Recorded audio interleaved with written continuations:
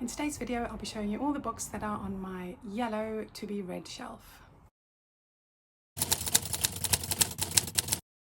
Hi everyone, welcome to Cook, Create, Read. My name is Terry. Welcome if you're new here and welcome back if you've been here before. I'm a middle-aged mixed genre reader who also likes to collect books. I have a lot of books on my shelf and my reading tastes have changed, and so I'm doing this series where I take you through each of my shelves and decide whether I'm going to keep the books or let them go. So this is the third instalment. I'm on my yellow shelf. I currently arrange my books by colour order, which is not my favourite way of doing it, but it's the best I can do in the space that I have. So I've got 46 books on this shelf. I don't know a lot about these books because some of them I've had for so long I've got no idea what they're about. So I'm not going to be able to give you a good synopsis of what any of these books are about. But hopefully I will know from the vibes whether I still want to read the book or not. If I don't want to read them, I'll either be passing them on to my daughter or a friend who might be interested in reading them, or I will sell them on Vinted, or I will give them to a charity shop so they can make some money from them. So let's get started. We've got a lot to get through. Let's get going. So the first one is Lessons in Chemistry by Bonnie Garmus. There was a lot of hype about this book in the last couple of years, and I know it's been made into a TV series. Natasha's read it, my daughter, she's read it. She enjoyed it, but she didn't rave about it. I don't know if it's for me, and I think I'm going to let this one go.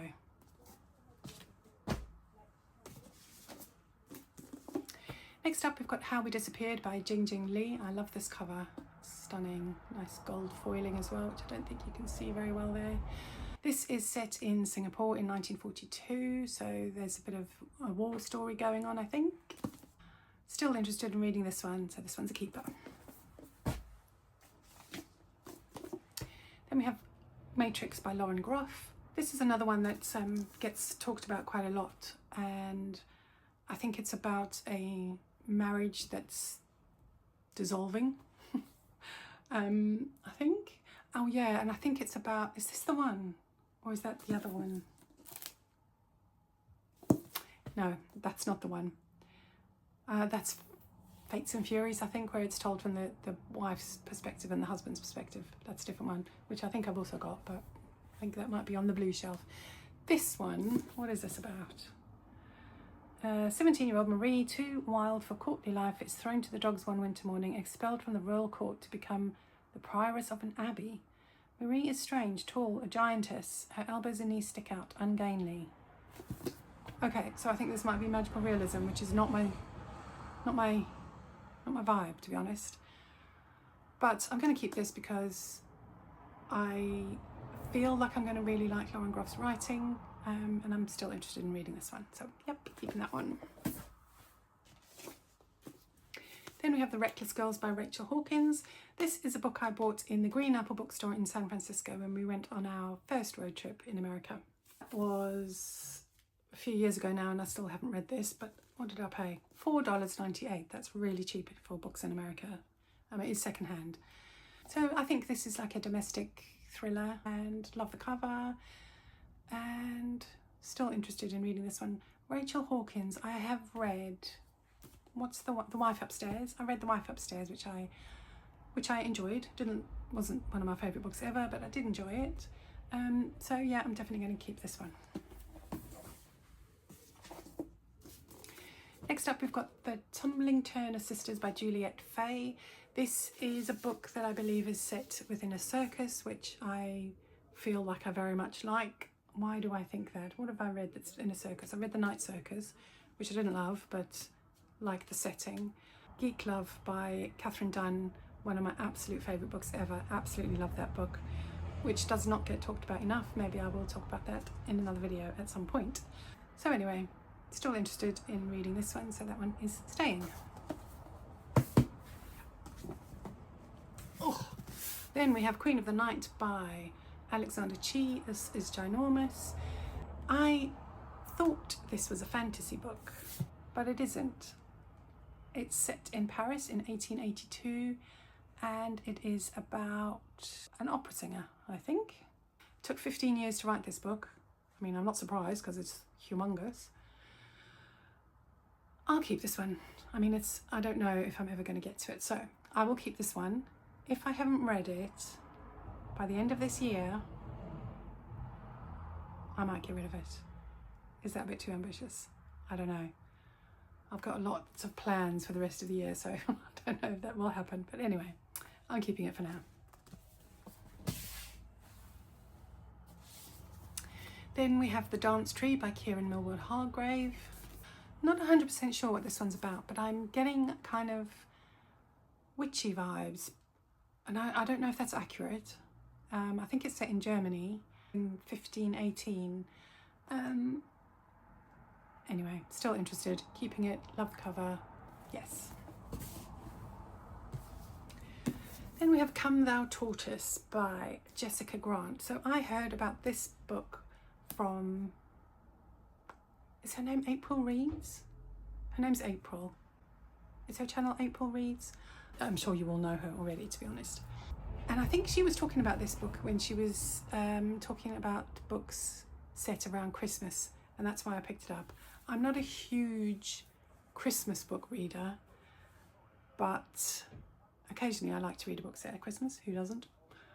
So yeah, I'm still keeping this one. It's also humongous, but she loved it, and I think it's like a really easy read, so keeping this one. Next we've got a graphic novel. It's called Sabrina by Nick. I don't know how you say that name. Nick. I'm not even going to try. I don't read a lot of graphic novels, although the ones that I have read I have really enjoyed. So I don't really know what this is about. It says Zadie Smith says it's a masterpiece, full of ominous, dead quiet catastrophe. So I'm definitely keeping it. Next up we've got The Proof of Love by Catherine Hall. This is a book that Simon Savage from Savage Reads raves about all the time, and that's why I picked it up, and it's been sitting on my shelf for many years and I need to just get to it. I'm sure I'm going to love it. It says on the front, Sarah Waters meets Daphne du Maurier, so we'll see. Then we have Dark Matter, A Ghost Story by Michelle Paver. Love the cover. Looks like Iceland. Don't know if it is. I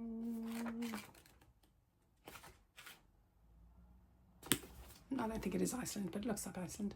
Anyway, this is what it says on the tin. I think it's a ghost story.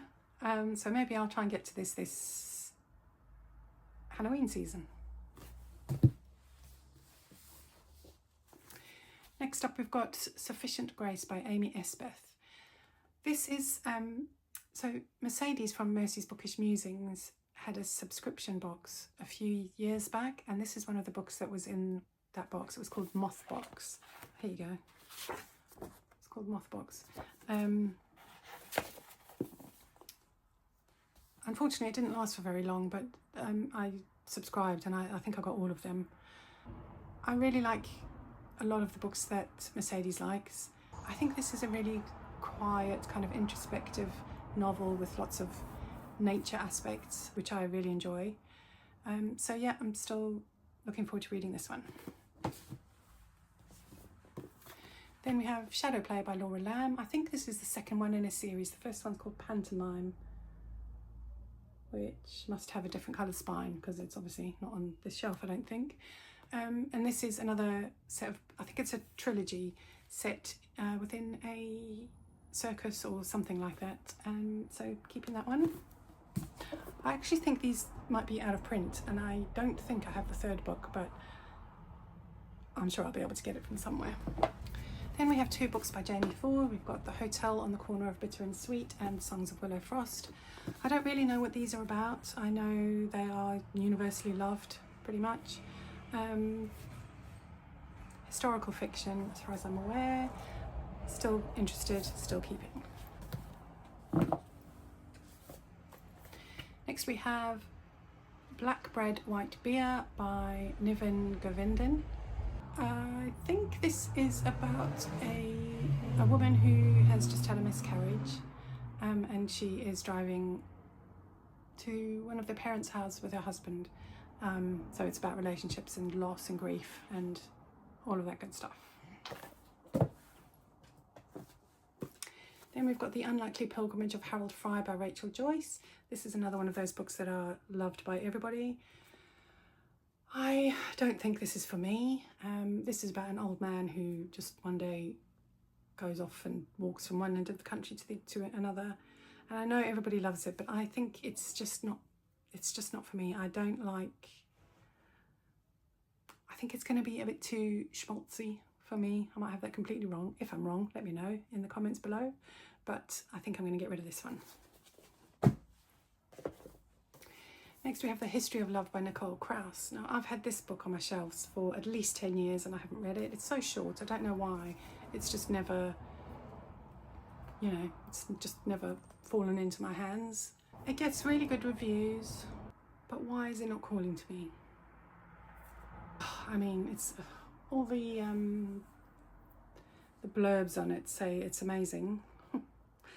A beauty of a book, totally alive, made with real energy, restores your faith in fiction. A wonderful novel erupting with life, building to a perfect, heartbreaking end. Okay, I'm going to keep it. Then we have The Heart by Maylis de Carangal. I think, is this translated by Sam Taylor, who's translated some other books on my shelf. In fact, he's translated books from all different languages. He must know. I'm assuming Sam Taylor is a man, but I don't know that for sure. But whoever they are, I'm sure.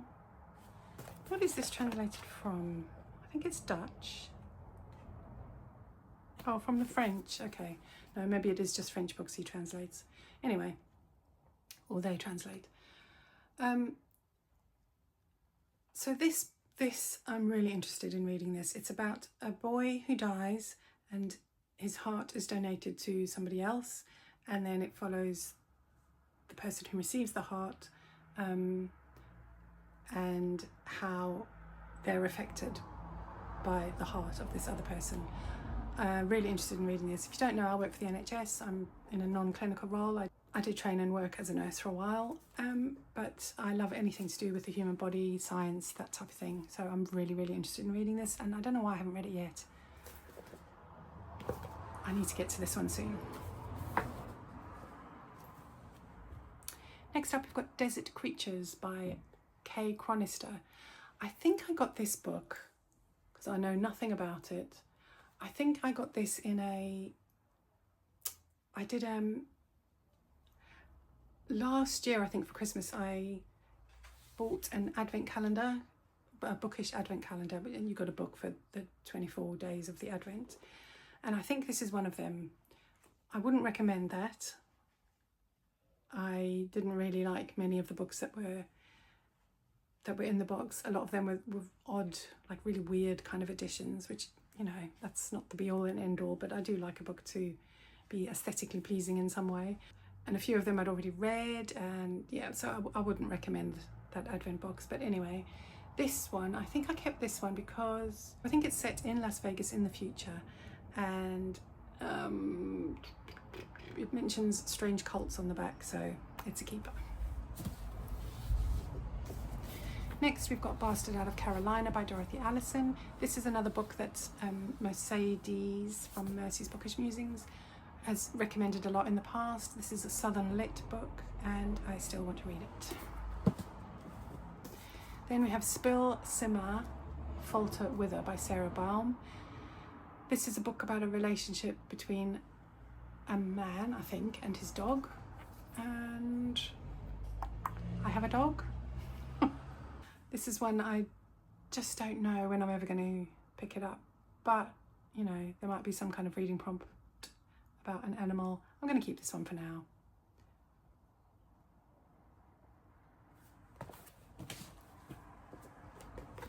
Then we have The Day of the Triffids by John Wyndham. This is another one that was in that advent calendar box thing.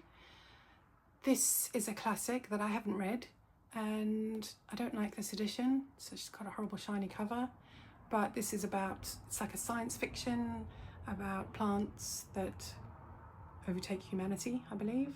I don't know if I'm ever going to get to read it, but it's a classic and I am keeping it for now. Oh, I don't like the font. Is anyone else like that? Oh God, a font can really turn me off of a book. But anyway, we'll keep it, we'll give it a go. Then we have The Next Step in the Dance by Tim Gotro. Don't know how you say that. Is this translated? I don't think so. No, it's not translated, but this is his first novel. This was another one that came in Mercedes moth box.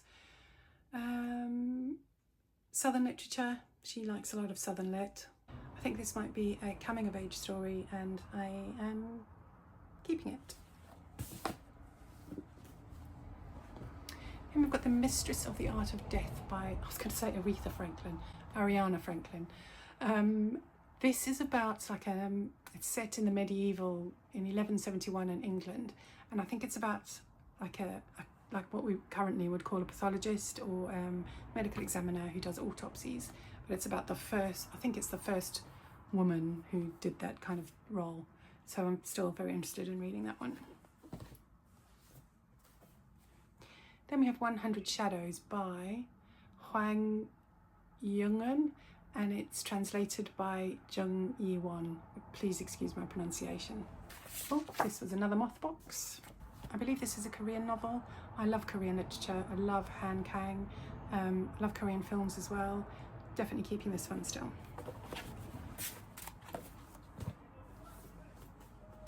Then we've got The Midnight Library by Matt Haig. I have tried to read another book by Matt Haig and I just really couldn't get into it, and I don't think he is for me, and I'm going to get rid of this one. People might be annoyed at me by that. Next up we've got Daisy Darker by Alice Feeney. I do enjoy Alice Feeney's books. I've read a few of them. This one I did actually start to read and just wasn't feeling it at the time, and I put it down, but I'm going to give it another go, so I'm going to keep this one. Then Mercedes features a lot in this shelf. This is Each Vagabond by Name by Margot Orlando Little. This is another one that Mercedes talks about a lot, and that's why I picked it up. I'm not really sure what it's about, but I really trust Mercedes' recommendations, and I'm keeping this one.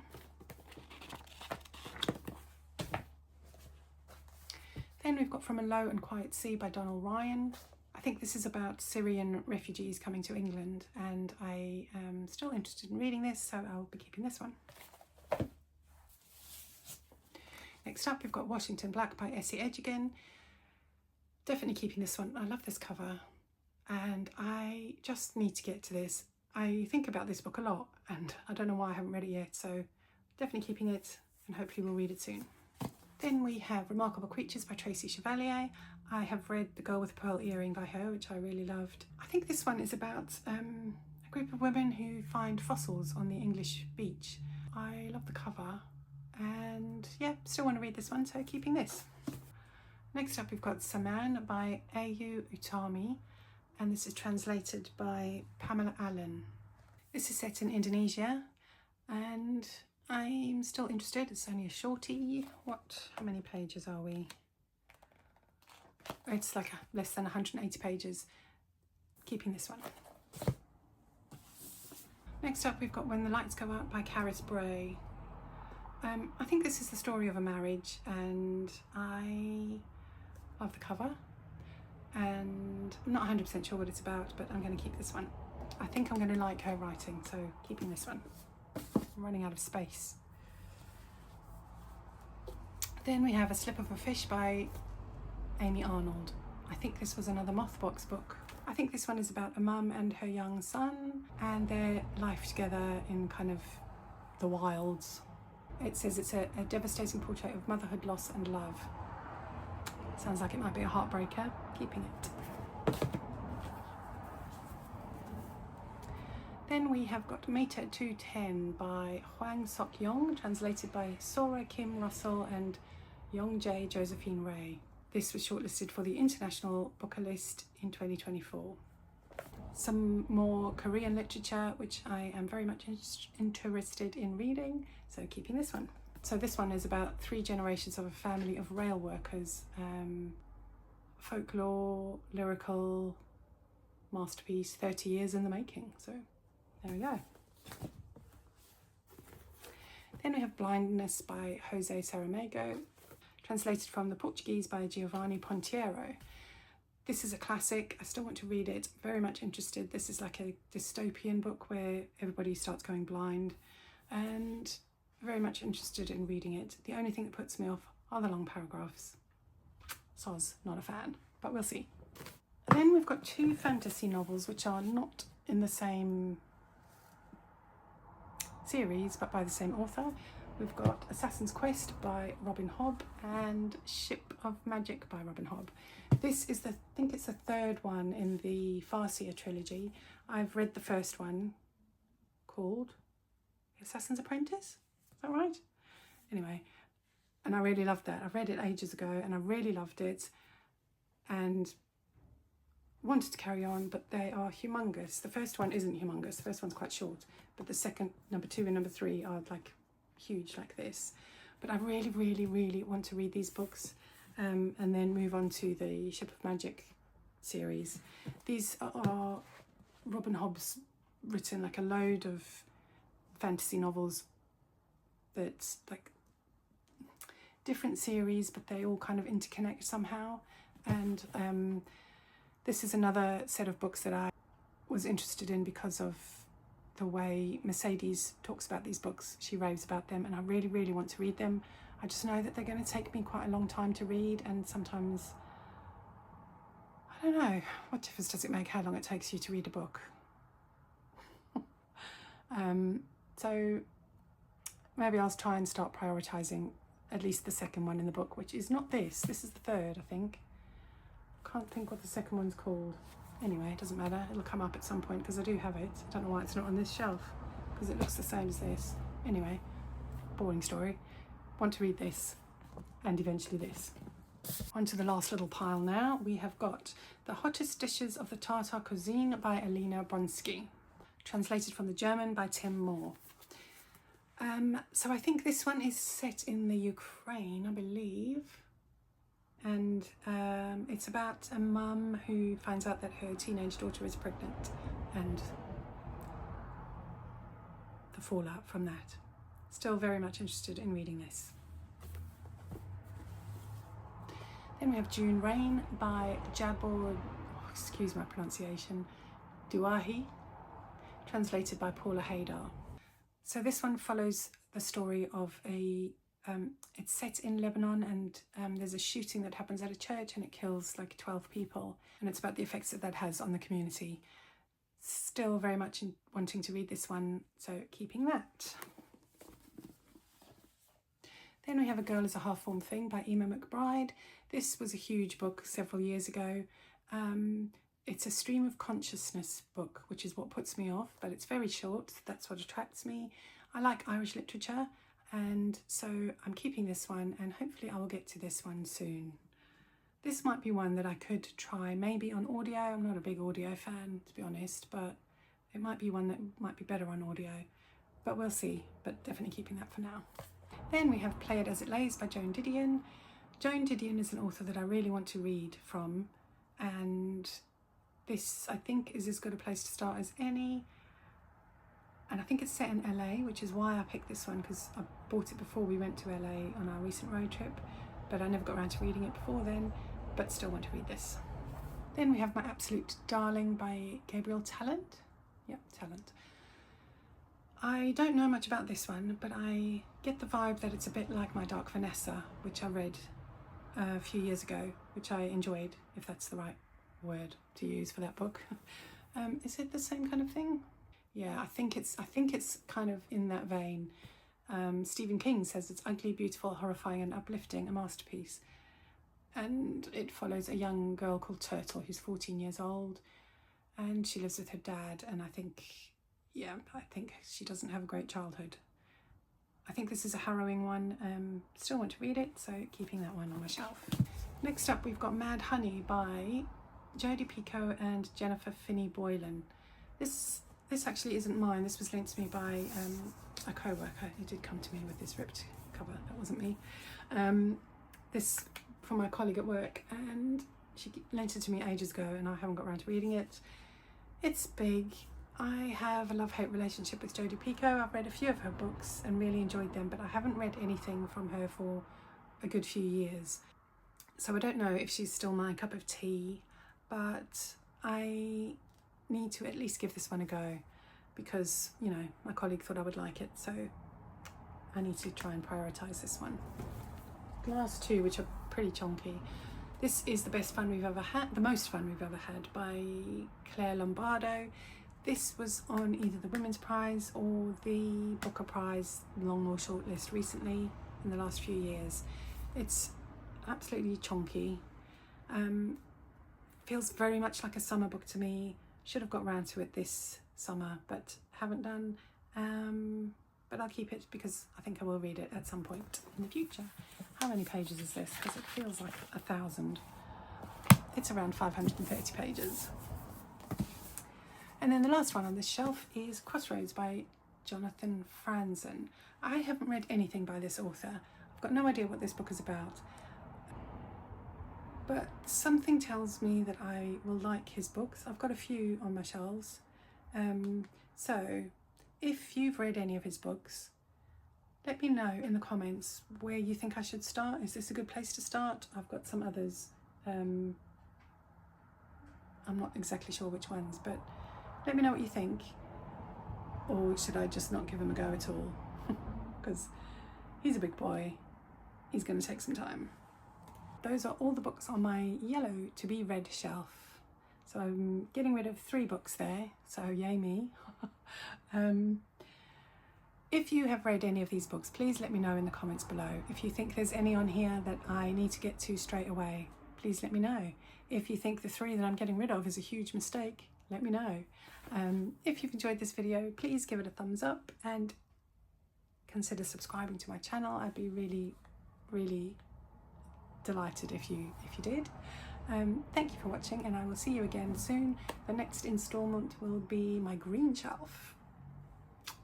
Thank you. Bye-bye.